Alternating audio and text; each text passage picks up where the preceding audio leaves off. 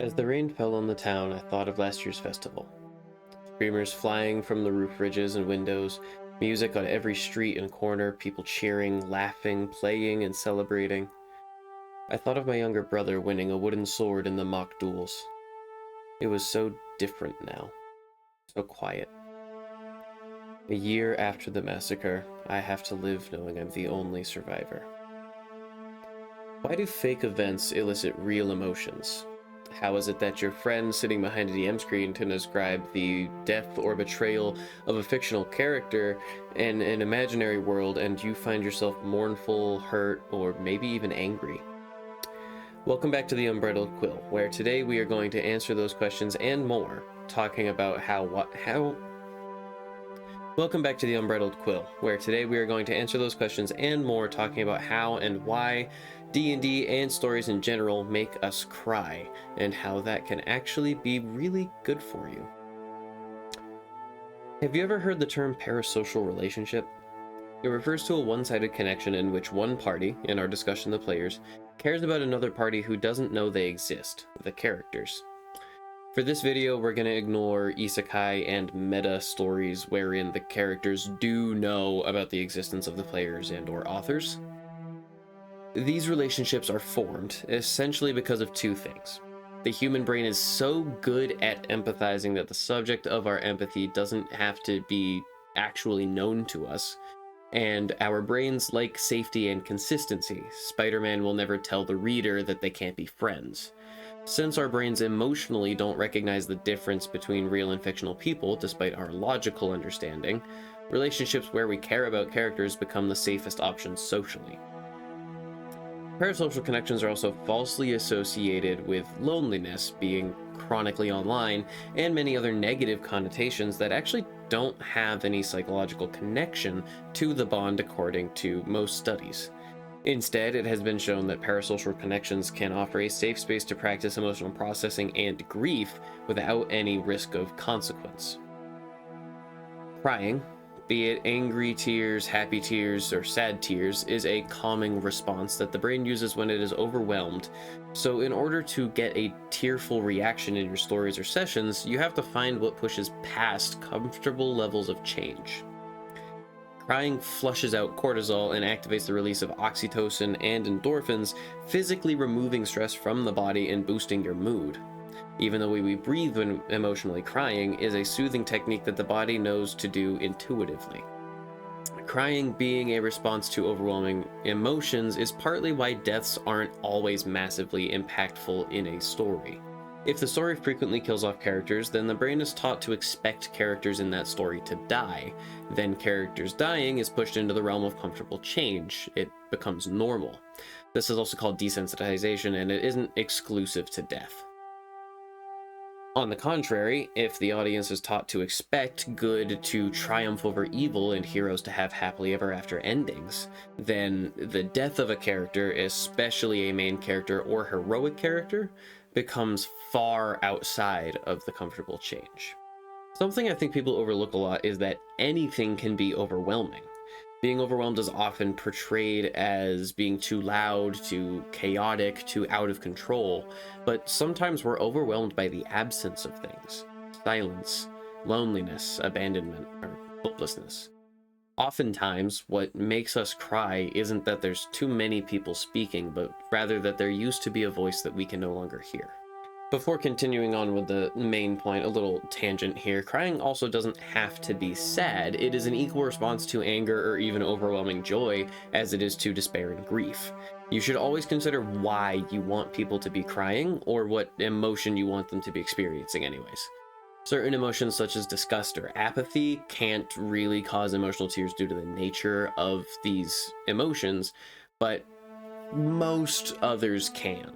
I'm going to go through some examples as kind of a general guide on how to elicit different emotions in your storytelling.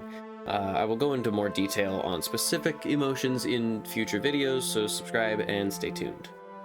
First of all, sadness and grief. Arguably the most common, or at least most often associated with crying, grief is triggered by loss and pain, frequently portrayed in a character's reaction to the death or betrayal of somebody close to them. My personal tip would be to try the road less traveled. Rather than just having a character or NPC die, have someone leave or lose trust, and let those be the tragic moments, although death is also very evocative. Point being, explore what other things can be lost, and the story will stand out more. Joy and happiness. Joy is triggered by fulfillment and connection, and is essentially the opposite of sadness and grief. Ways that you can elicit this in your stories is to have an NPC or another PC notice the character on a deeply emotional level, have the character discover purpose or direction, or combine them by having another character offer a purpose for both of them. Notably, it is difficult to overwhelm a character with joy if they are not lacking it for a long time, so it helps to start with a character who is feeling lost, abandoned, or unwanted, and then introduce somebody who shows them the light again. Anger and frustration. Anger is triggered by perceived threats, unfair treatment, or unmet expectations, and it also triggers the fight, flight, or freeze response within your body. The important thing to remember here is that what matters isn't necessarily what actually happens, but what is perceived. So showing a character injustice or putting them into repeatedly difficult or impossible scenarios is a great way to hit that breaking point, and you can emphasize it by having other characters be unaware of the injustice, or by having their anger be based on false pretenses. Fear and panic.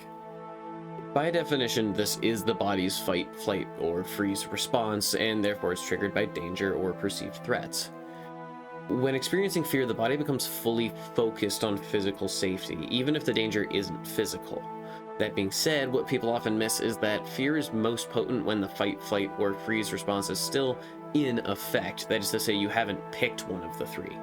So you want to hold on to that as long as you possibly can. In the case of TTRPGs, you can still go into combat, but if you're really staying in the crux of the tension, the players will still be considering whether or not they really want to take this fight. Awe and empathy. These are triggered by experiencing something vast that forces your mind to change its understanding of the world. This can be everything from the beauty of nature to acts of immense kindness or courage, or even beautiful pieces of art in any of its many forms. For this one, the key is to have a lot of build-up, and then make your description go even further beyond anyone's expectations for how amazing the moment you're describing would be. Relief. Relief is triggered typically by the ending of a negative emotion, such as relief. Relief is triggered typically by the ending of a negative emotion, such as anger, fear, or stress. In other words, it is caused by the movement from a troubled state to a safe and comfortable state. To bring relief to the point of tears, you have to spend a really long time in that danger or threat or stress.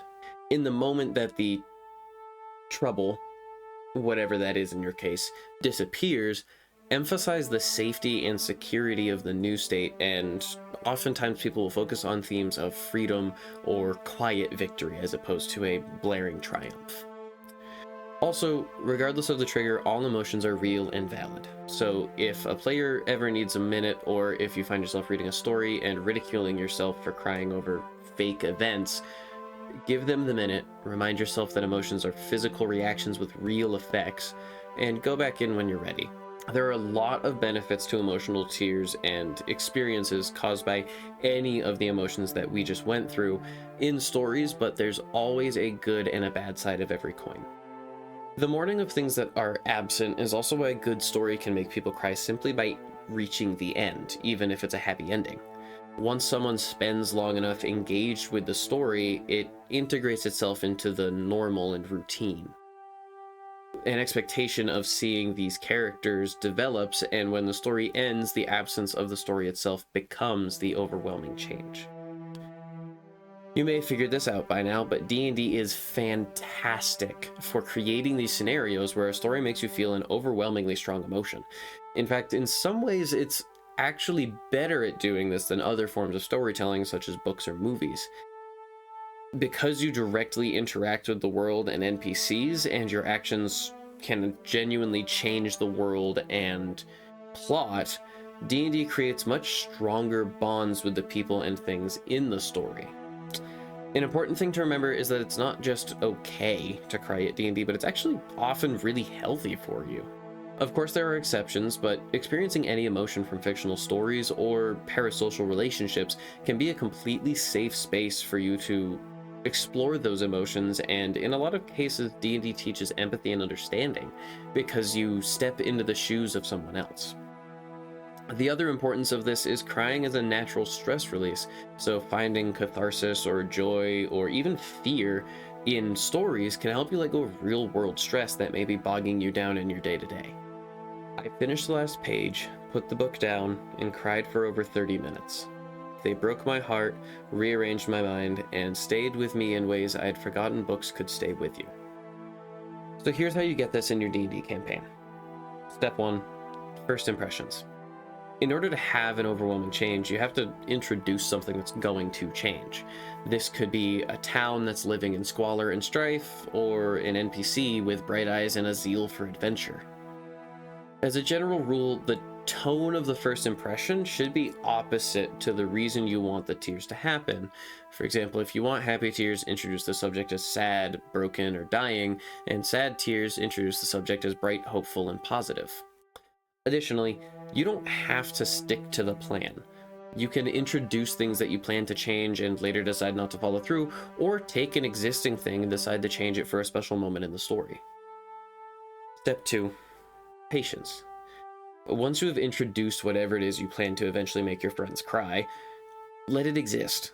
Whether this is a town, an NPC, or even just the story itself, your players need time to start caring about these things, or having some opinion about them anyways.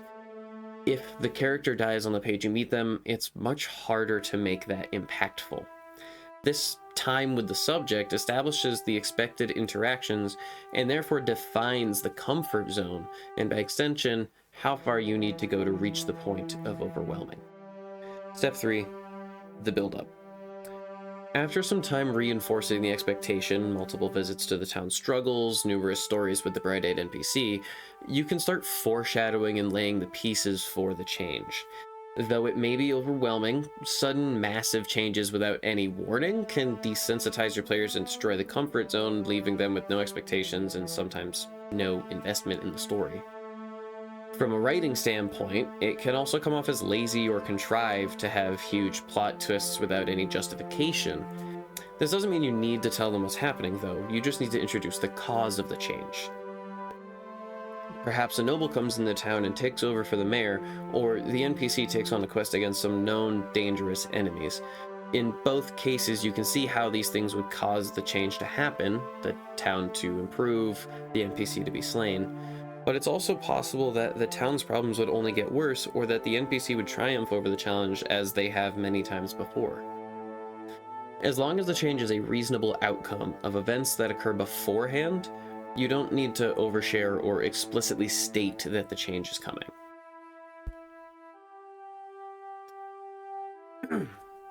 Step 4, the moment. Whether the change happens all at once, the party returns to see the town prospering and their loved ones celebrating, or slowly over time, the NPC's sickness finally overtakes them. You should, as the narrator/DM, take a moment to highlight the change and emphasize how much it encompasses and how much it took to get there. Describe how the gardens in the town are not just tended but thriving.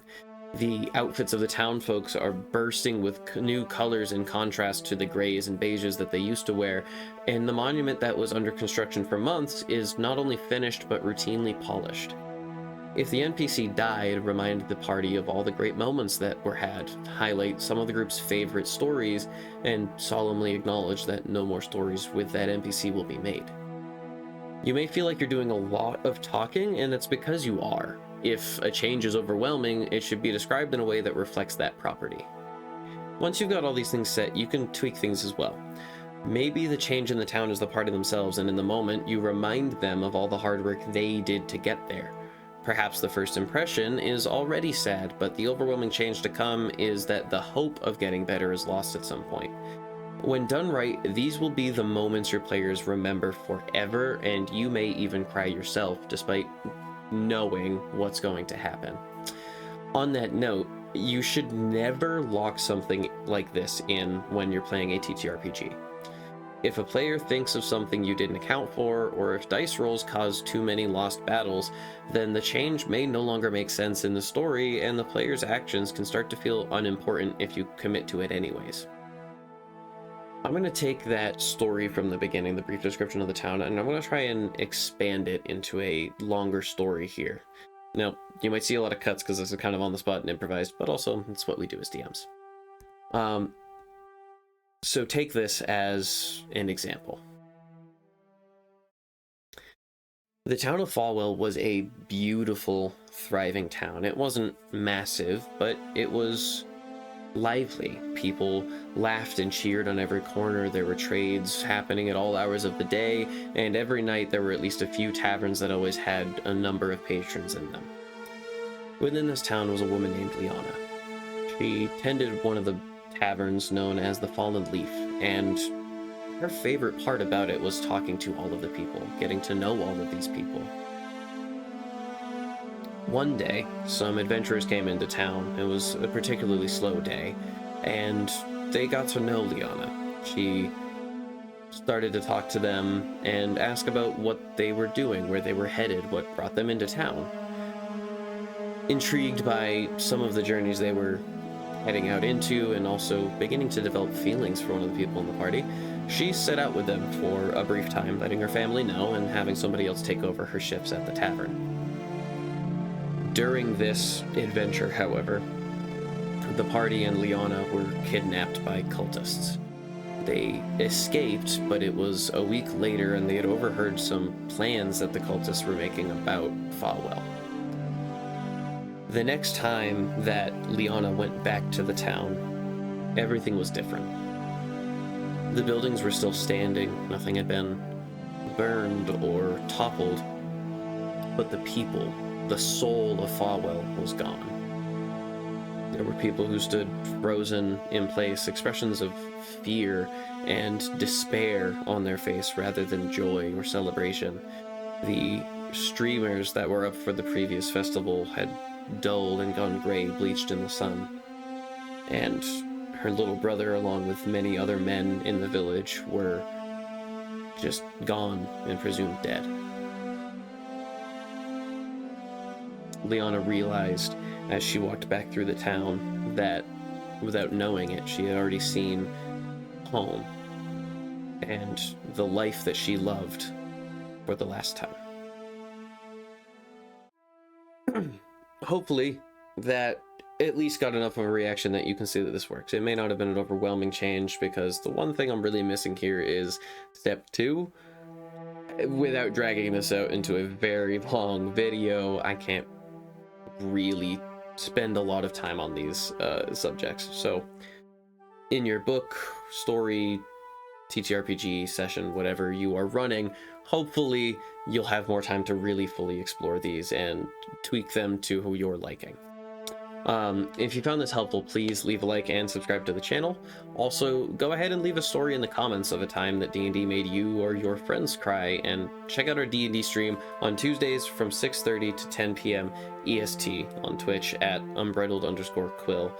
You can also find the link in the description. Now, go on, read some books, watch some movies, cry with friends, and as always, keep telling stories.